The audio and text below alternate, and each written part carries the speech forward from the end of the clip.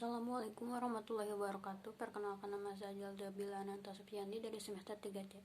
Di sini saya akan mereview materi Hukum Administrasi Negara pada pertemuan keempat yang telah disampaikan oleh dosen saya, yaitu Bapak Dr. Haji Dedi Mulyadi SHMH, dan asisten dosennya yaitu Bapak Dr. Emrendi Adit Hayandi SHMH. Instrumen pemerintah.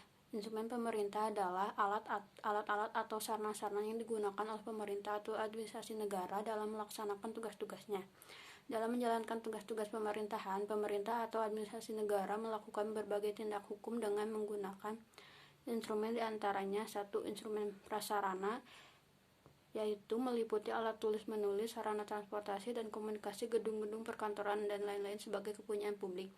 Dan yang kedua, instrumen yuridis, seperti peraturan perundang-undangan, keputusan-keputusan, peraturan kebijakan, perizinan, instrumen hukum, keperdataan, dan sebagainya. Struktur norma hukum administrasi negara dalam memahami instrumen pemerintahan harus dicari dalam semua peraturan perundang-undangan, terkait dari paling tinggi yang bersifat umum abstrak sampai tingkat yang paling rendah yaitu bersifat individual konkret. Dalam suasana hukum tata usaha negara, kita menghadapi bertingkat-tingkat norma hukum yang harus diperhatikan. 1. Keseluruhan norma hukum tata usaha negara dalam masyarakat itu memiliki struktur bertingkat dari yang sangat umum yang terkandung dalam TAP MPR, undang-undang, sampai kepada norma paling individual dan konkret yang terkandung dalam penetapan atau basicing. Yang kedua, pembentukan norma-norma hukum tata usaha negara dalam masyarakat tidak hanya dilakukan oleh pembuat undang-undang dan badan-badan peradilan saja, tetapi juga oleh aparat pemerintah, dalam hal ini badan atau jabatan tata usaha negara. Untuk mengetahui kualifikasi sifat keumuman dan sifat kekonkretannya, norma hukum administrasi negara perlu diperhatikan objek yang dikenakan hukum dan bentuk normanya. Norma hukum secara umum dapat dibagi menjadi 4. Yang 1, norma hukum secara umum adalah norma hukum umum adalah suatu norma hukum yang ditunjukkan untuk orang banyak, umum, dan tidak tertentu. Yang kedua, norma hukum individual adalah norma hukum yang dituju atau dialamatkan pada seseorang, beberapa orang, atau banyak orang yang telah tertentu.